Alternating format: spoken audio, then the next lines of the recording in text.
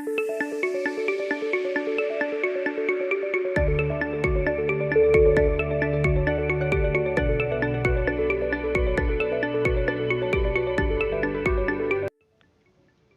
Students.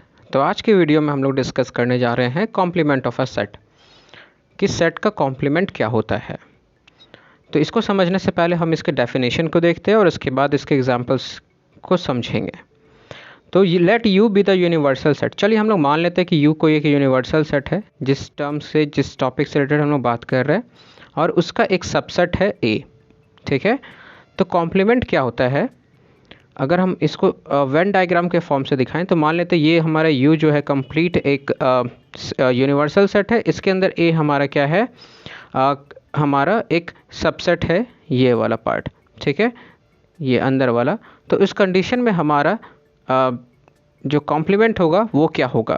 ठीक है, तो कॉम्प्लीमेंट हमारा उस टाइम पर इस A को छोड़ करके जो सेट हमारा बचा ना, ये वाला का सारा एलिमेंट्स हमारा क्या हो जाएगा? कॉम्प्लीमेंट ऑफ ए हो जाएगा। ठीक है, और इसको हम लोग ए डैश से रिप्रेजेंट करते हैं। ठीक, तो यहाँ से हम लोग क्या समझते हैं कि कॉम्प्लीमेंट किसी भी सेट का क्या होता है? सेट कि वो एलिमेंट्स का सेट जो कि हमारा जो गिवन सेट है उसमें इंक्लूडेड ना हो। ठीक है, इसको हम लोग ऐसे रिप्रेजेंट कर सकते हैं, A dash is equal to U minus A. It means that कि जो कॉम्प्लीमेंट ऑफ सेट होगा हमारा वो क्या होगा? यूनिवर्सल सेट, मतलब कि जिसमें सारा एलिमेंट्स इंक्लूडेड हो। उसमें से अगर हम क्या करें, सेट ए के सारे एलिमेंट्स को हटा दें तो जो भी एलिमेंट्स बचेगा उसके सेट को हम लोग यहाँ पर कॉम्प्लीमेंट ऑफ सेट कह रहे हैं। ठीक है, एक एग्जांपल की मदद से हम लोग इसको और अच्छी तरीके से समझते हैं। जैसे कि मान लेते हैं कि क्लास एक यूनिवर्सल सेट है हमारा, students of class 11। Students of class 11 का सारे स्टूडेंट्स हमारे एक यूनिवर्सल सेट को अगर रिप्रेजेंट कर रहे हो एक स्कूल में जो कि को एजुकेशनल है, मतलब गर्ल्स और बॉयज़ दोनों साथ पढ़ रहे हैं। यहाँ पर अगर हमारा मान लेते हैं कि ए जो है वो बॉयज़ ऑफ क्लास 11 है, तो ए डैश जिसको हम लोग कॉम्प्लीमेंट कहते हैं ये क्या होगा? तो कॉम्प्लीमेंट क्या था स्टूडेंट्स कि क्लास 11 के सारे स्टूडेंट्स में से जो बॉयज़ है उसको अगर हटा दें तो होगा क्या? बचेगा क्या वहाँ पे? गर्ल्स। तो कॉम्प्लीमेंट ऑफ सेट ए क्या हो जाएगा हमारा, या ए डैश क्या हो जाएगा? Girls of class 11। I hope आपको इसका आइडिया समझ में आ रहा हो कि कॉम्प्लीमेंट का मीनिंग क्या है। ठीक है, यहाँ पर एक और एग्जांपल है जिसकी मदद से हम लोग प्रॉपर तरीके से समझते हैं। लेट यू, हमारा यू जो है वो दिया हुआ एक यूनिवर्सल सेट जिसमें 1 से लेकर 10 तक के सारे नंबर्स है। ए हमारा 1 से लेकर 9 तक 1 3 5 7 9 दिया हुआ है एलिमेंट्स। तो ए डैश क्या होगा? ए डैश मीन्स कॉम्प्लीमेंट क्या होगा? तो कॉम्प्लीमेंट जस्ट क्या स्टूडेंट्स बताया था अभी हम कि अगर यूनिवर्सल सेट में से, यूनिवर्सल सेट के सारे एलिमेंट से अगर हम क्या करें कि ए के सारे एलिमेंट को सब्ट्रैक्ट कर दे तो जो भी एलिमेंट्स बचेगा उसी के सेट को हम लोग क्या कहते हैं? Complement of set. इसको represent A dash is equal to U minus A कह सकते हैं। और अगर इसको हम लोग लिखना चाहे तो ये क्या हो जाएगा हमारा? 1। ओके, 1 तो दोनों में, तो 1 तो नहीं लिख सकते। 2 3 दोनों में, तो 3 तो हट गया। 4 हो सकता है, 5 नहीं होगा। 6 हो सकता है, 7 नहीं होगा। 8 हो सकता है, 9 नहीं होगा। 10 हो सकता है ना। तो इस कंडीशन में हमारा ए डैश 2 4 6 8 10 हो गया। आई होप यहाँ तक क्लियर हो। चलिए एक और एग्जाम्पल को देखते हैं और यहाँ से हम लोग इसको समझते हैं कि ये क्या कहना चाह रहा है। इसको समझने के बाद इसी से रिलेटेड एक लॉ होगा जिसको हम लोग कहते हैं डी मॉर्गन्स लॉ। ये क्या होता है, इसके स्टेटमेंट को इस एग्जांपल के फॉर्म से हम लोग सॉल्व करेंगे। तो चलिए स्टूडेंट्स देखते क्या है। यू हमारा दिया हुआ एक सेट ऑफ एलिमेंट्स 1 2 3 4 5 6 है, जहाँ पर ए 2 और 3 है, बी 3 4 5 है, मतलब दो सबसेट्स दिए हुए यू के। तो सबसे पहले हम लोग को फाइंड करने बोला ए डैश। आई होप स्टूडेंट्स आप लोग को क्लियर होगा ए डैश किस तरीके से निकाला जाता है। A dash is equal to U minus A. It means that कि यूनिवर्सल सेट में से अगर हम लोग सेट ए के सारे एलिमेंट्स को घटा दे तो जो भी बचेगा वो हमारा ए डैश ही होगा, है ना। तो इस कंडीशन में अगर देखें तो यूनिवर्सल सेट में 1 2 3 4 5 6 था और हमारा ए में 2 और 3 है। तो जो एलिमेंट्स बचा उसके सेट्स को हम लोग क्या कहते हैं? कॉम्प्लीमेंट। तो क्या क्या एलिमेंट्स बचा हमारा? 1 4 5 6, दैट्स इट। अगर हम लोग बी डैश निकाले इसी तरीके से, तो बी डैश में 3 4 5 बी में है, तो बी डैश में इन सारे एलिमेंट्स को हटा देना होगा, तो बचेगा 1 2 6। ओके, अब आगे हम लोग को बोला फाइंड करने ए डैश इंटरसेक्शन बी डैश। ठीक है, इंटरसेक्शन मीन्स क्या था, अगर हम लोग वेन डायग्राम के हेल्प से एक बार रिवाइज करवा दे, तो अगर मान लेते कि ये दो सेट है ए और बी, तो इसके बीच में जो कॉमन एलिमेंट्स होते हैं वही हमारे इंटरसेक्शन को रिप्रेजेंट करते हैं। तो A dash intersection B dash, it means that कि दोनों के बीच में जो कॉमन एलिमेंट का सेट होगा उसको रिप्रेजेंट करना है। तो दोनों के बीच में कॉमन एलिमेंट क्या है स्टूडेंट्स? इट्स 6। ओके, सो ये हमारा 6 हो गया। फिर अगला हमारा बोलता है कि A union B find out करो। ए यूनियन बी क्या था स्टूडेंट्स? वेन डायग्राम के फॉर्म से फिर से अगर हम बताना चाहे, तो अगर सेट ए हमारा ये है और सेट बी ये है, तो कंप्लीट सारे एलिमेंट्स को अगर हम ऐड अप कर दे, ठीक है, इन दोनों के साथ में, तो जो नया सेट हम लोग को मिलता है, जो नया सेट यहाँ पे ये वाला पार्ट हम लोग को मिला है स्टूडेंट्स, इसी को हम लोग क्या कहते हैं? इसी सेट को हम लोग कहते हैं यूनियन। ठीक है, तो यूनियन हमसे बोला ए और बी का यूनियन फाइंड आउट करने। तो सेट ए में क्या क्या था स्टूडेंट्स? 2 3, और बी में 3 4 5, तो 2 3 और 3 4 5, तो 2 3 एंड 3 4 5, तो 3 को बार बार तो लिखेंगे नहीं, एक ही बार, तो ये हमारा ए यूनियन बी हो गया। आई होप यहाँ तक क्लियर होगा। अच्छा, यहाँ पर हमसे प्रूफ करने बोल रहा है, शो करने बोल रहा है कि A union B dash, it means that कि ए और बी का यूनियन करने के बाद जो सेट आया है उसका कॉम्प्लीमेंट फाइंड आउट करना है और उसको इक्वल दिखाना है। किसके? ए डैश इंटरसेक्शन बी डैश। तो A dash intersection B dash तो हम लोग फाइंड आउट कर ही चुके हैं स्टूडेंट्स, 6। ठीक है, अब हम लोग पता करेंगे ए यूनियन बी का कॉम्प्लीमेंट क्या होगा। तो ए यूनियन बी का कॉम्प्लीमेंट क्या होगा? तो हमारे यूनिवर्सल सेट जो था वो 1 से लेकर 6 तक का सारे एलिमेंट्स था। ए यूनियन बी में हमारा क्या क्या एलिमेंट्स है स्टूडेंट्स? अगर हम लोग बात करें, ओके, एक और चीज़ यहाँ पे एक मिस्टेक हो गया मेरा, ए डैश और बी डैश का जो इंटरसेक्शन है उसमें सिर्फ 6 कॉमन नहीं है, दोनों में 1 भी है, तो यहाँ पर 1 भी होगा। ओके, तो 1 और 6 बोथ। ओके, तो देखते हैं हम लोग कि यूनियन हमारा यूनिवर्सल सेट क्या है। 1 2 3 4 5 6, 1 से लेकर 6 तक है। ए यूनियन बी 2 3 4 5 है। तो इसको अगर हम छोड़ दें, मीन्स कि अगर हम कंप्लीट यूनिवर्सल सेट में से इसके सारे एलिमेंट्स को हटा दें, तो जो हमारा कॉम्प्लीमेंट मिलेगा, जो नया सेट मिलेगा वही कॉम्प्लीमेंट है, और वो होगा 1 6।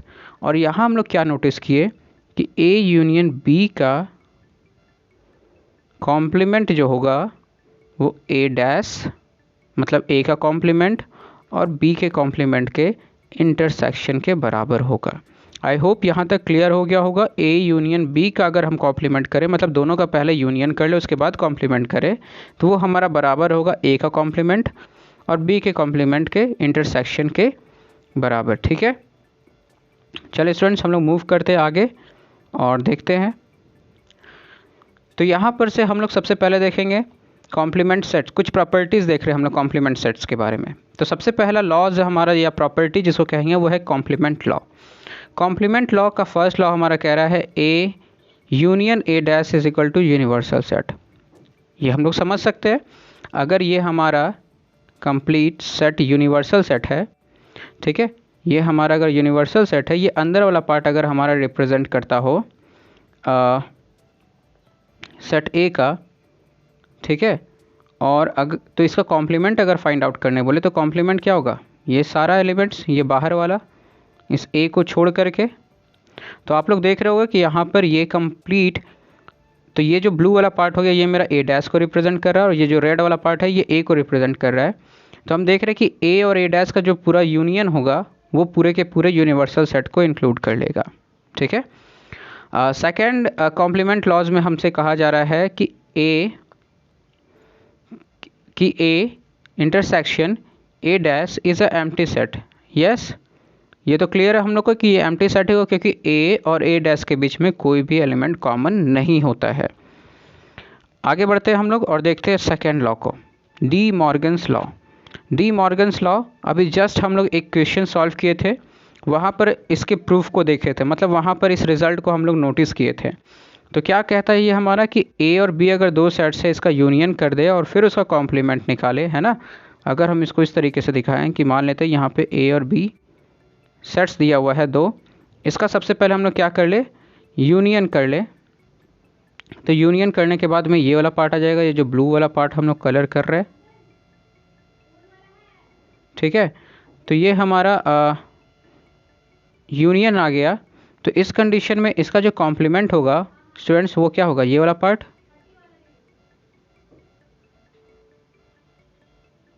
ठीक है। अब चलिए मान लेते हैं कि सेकंड वाले को हम लोग देखते हैं कि उसमें क्या होगा, ठीक है। तो देखते क्या है, अगर मान लेते हैं कि ये है फिर से ये सेट, ये यूनिवर्सल सेट है और यहाँ पे सेट ए है, सेट बी है।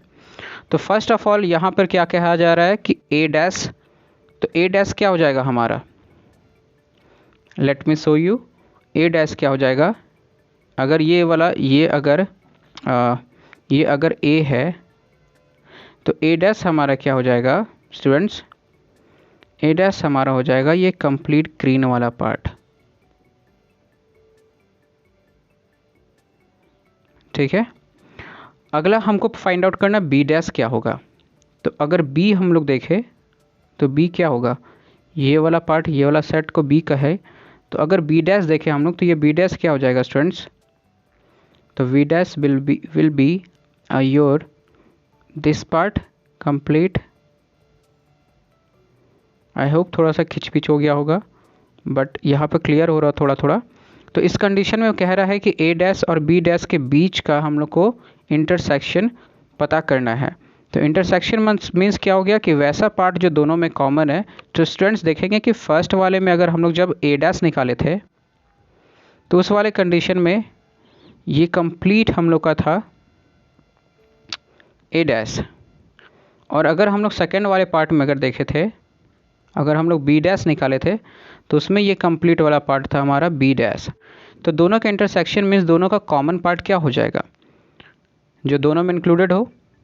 तो ये वाला पार्ट हमारा इस वाले पार्ट को लीव कर दिया जाए, इस वाले पार्ट को अगर हम लोग लीव कर दे तो बाकी जो बचा एलिमेंट्स वो सारा हमारा क्या रिप्रेजेंट करेगा, ए डैश इंटरसेक्शन बी डैश को। आई होप क्लियर हो गया हो। और उसके बाद दूसरा है ए इंटरसेक्शन बी डैश, मतलब ए और बी का इंटरसेक्शन करे उसका अगर कॉम्प्लीमेंट निकाले तो वो हमारा बराबर होगा ए डैश और बी डैश के यूनियन के बराबर, ठीक है। आप लोग खुद से वेन डायग्राम फॉर्म करके इसको अंडरस्टैंड करने का ट्राई करो, ठीक है, ये समझ में आ जाएगा। आगे बढ़ते हैं, लॉ ऑफ डबल कॉम्प्लीमेंटेशन। क्या है ये लॉ ऑफ डबल कॉम्प्लीमेंटेशन। तो मान लेते हैं कि सेट ए हमारा ये यूनिवर्सल सेट है जहाँ पे सेट ए ये है, तो इसका कॉम्प्लीमेंट अगर हम लोग निकालें तो वो क्या हो जाएगा, ये पार्ट, और अगेन इसका कॉम्प्लीमेंट निकाले, ये जो नया हम लोग को मिला ए डैश, ये रेड वाला सेट ये मिला, अगर इसको हटा करके हम लोग वापस से सेट निकाले नया ए डैश निकाले, इस ए डैश का भी कॉम्प्लीमेंट निकाले तो ये क्या आ जाएगा, ये अंदर वाला पार्ट आ जाएगा। तो हम लोग क्या देखें कि एक एलिमेंट एक सेट है जिसका कॉम्प्लीमेंट निकाले और अगेन उसका कॉम्प्लीमेंट किए तो वो अगेन हम लोग को स्टार्टिंग इनिशियल जो सेट था वही हम लोग को मिल गया, ठीक है। तो ये है लॉ ऑफ डबल कॉम्प्लीमेंटेशन, ठीक है। आगे हम लोग बढ़ते हैं और अगले क्वेश्चन में law of empty set and universal set.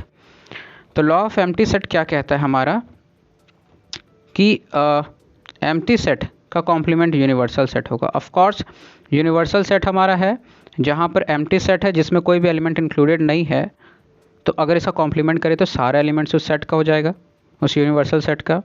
और अगेन अगर यूनिवर्सल सेट है और उसका अगर हम लोग कॉम्प्लीमेंट निकालें तो चूंकि यूनिवर्सल सेट में सारे एलिमेंट इंक्लूडेड है तो उसका जो कॉम्प्लीमेंट होगा उसमें कोई भी एलिमेंट इंक्लूडेड नहीं होगा, ठीक है।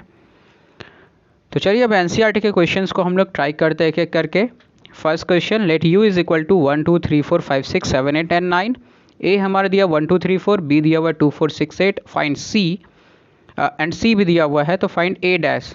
सो इजी, हम लोग को ए डैश फाइंड आउट करना है। तो ए डैश निकालने का तरीका क्या था कि सेट यू में से ए के एलिमेंट्स को हटा देंगे तो जो नया सेट मिलेगा वो हमारा ए डैश होगा। सो हियर 1 2 3 4 हट जाएगा तो बचेगा क्या 5 6 7 8 एंड 9। आई होप ये क्लियर होगा। सिमिलरली बी डैश भी निकाल लेंगे हम लोग।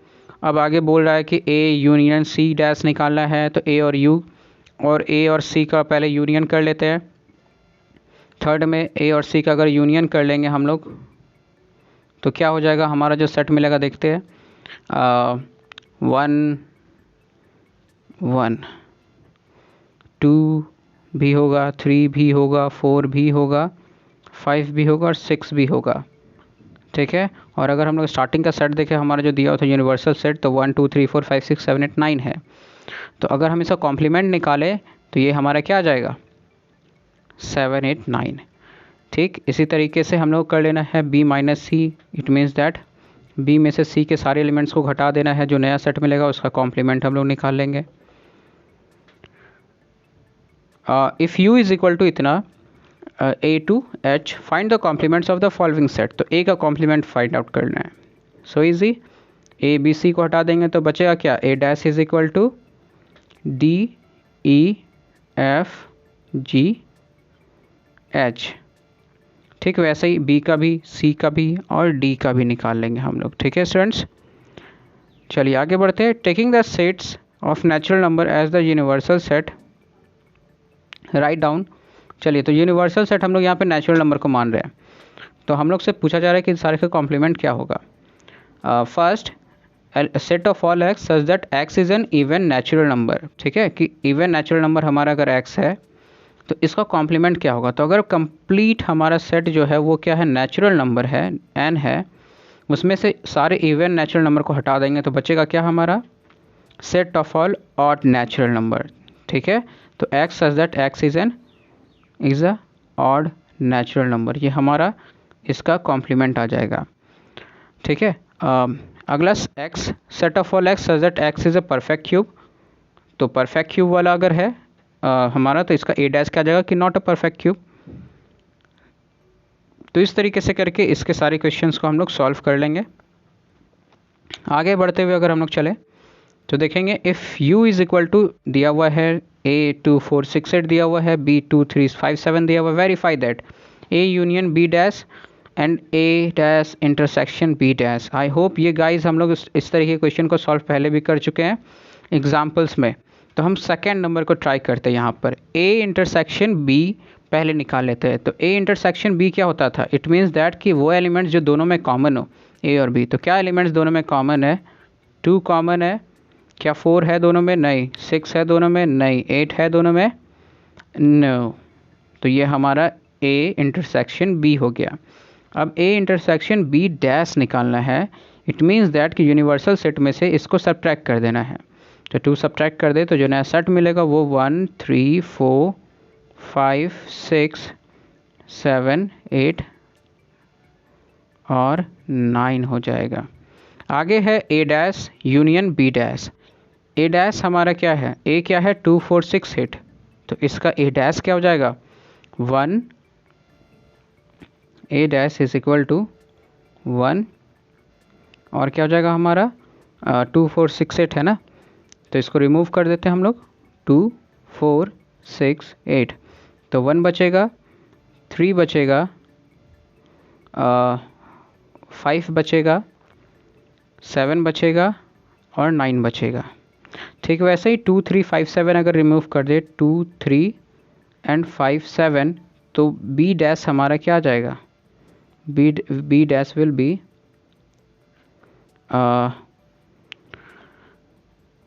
b dash will be 1 4 6 and 8 9। अब इसकी यूनियन कर लेते हैं इन दोनों का। तो चलिए देखते हैं यूनियन क्या होगा स्टूडेंट्स।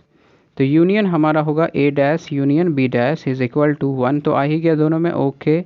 क्या 2 इंक्लूडेड है दोनों में, नहीं।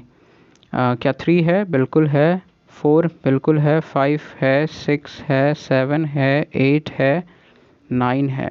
तो 2 को छोड़ करके सारा एलिमेंट्स इंक्लूडेड है हमारा a dash union b dash में।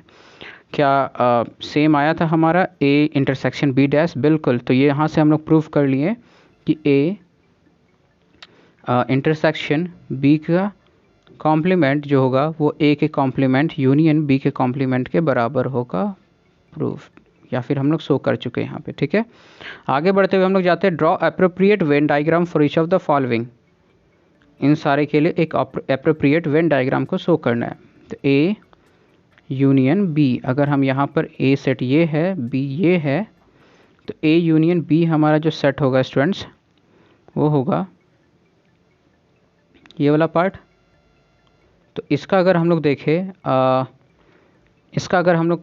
देखें कि कॉम्प्लीमेंट क्या होगा, तो इसका कॉम्प्लीमेंट हमारा ये वाला पार्ट हो जाएगा। इसको छोड़ करके ये सारा पार्ट हमारा इसका कॉम्प्लीमेंट हो जाएगा। आई होप क्लियर हो। अगला है A dash intersection B dash, ठीक है। ए डैश बी डैश और फिर उन दोनों के इंटरसेक्शन करके हम लोग को शो करना होगा। तो यहाँ तक हो जाएगा। आगे बढ़ते हम लोग। तो let U be all the sets of all triangles in a plane if A is a set of all triangles with at least one angle different from 60 degree, what is A dash. कहता है कि you हमारा set है सारे triangles का उस एक plane में जिसमें क्या हो कि ए जो हमारा है उसमें एक सबसेट है जो कहता है कि वैसा ट्राइंगल्स का ये सबसेट है जिसमें एटलीस्ट एक एंगल 60 डिग्री से कम होना चाहिए, है ना। एक ट्राइंगल है जिसका कम से कम एक एंगल 60 डिग्री से डिफरेंट होना चाहिए। मतलब 2 एंगल भी 60 डिग्री से डिफरेंट हो सकता है, 3 एंगल भी 60 डिग्री से डिफरेंट हो सकता है। तो इसका जस्ट ऑपोजिट जो हमारा होगा, इसको देखें अगर हम, तो इसका जस्ट ऑपोजिट क्या हो जाएगा कि सारा का सारा एंगल 60 डिग्री के बराबर होना चाहिए। इट मीन्स कि ए डैश क्या हो जाएगा, set of all equilateral triangles. आगे फिल इन द ब्लैंक्स करना हमको, ठीक है। तो ए union A dash means set ए जो हमारा है ये वाला पार्ट और ए डैश ये वाला पार्ट, इन दोनों का यूनियन क्या होगा, यूनिवर्सल सेट स्टूडेंट्स, ठीक है। इसी तरीके से अगर हम लोग देखें अगला कि phi dash intersection A, phi dash it means क्या, हम लोग जस्ट बात किए थे कि फाई एम्प्टी सेट है तो कॉम्प्लीमेंट ऑफ फाई जो हो जाएगा वो यूनिवर्सल सेट हो जाएगा। तो यूनिवर्सल सेट और सेट ए के बीच का इंटरसेक्शन देखें तो सेट ए ही आ जाएगा। अगर हम लोग आगे बढ़े ए इंटरसेक्शन ए डैश, इस कंडीशन में हमारा एम्प्टी सेट होगा क्योंकि ए और उसके कॉम्प्लीमेंट के बीच में कोई भी ऐसा एलिमेंट नहीं है जो कि सब में मतलब कि कॉमन हो। फिर कॉम्प्लीमेंट ऑफ यूनिवर्सल सेट, तो यूनिवर्सल सेट का कॉम्प्लीमेंट हमारा होता है एम्प्टी सेट और ए के बीच का इंटरसेक्शन भी एम्प्टी ही होगा क्योंकि ऐसा कोई भी एलिमेंट एम्प्टी सेट में है ही नहीं जो दोनों में कॉमन हो सके। सो आई होप स्टूडेंट्स आप लोग सबको समझ में आया होगा। Thank you for watching. Please like share and subscribe और अपना और अपनों का ख्याल रखें।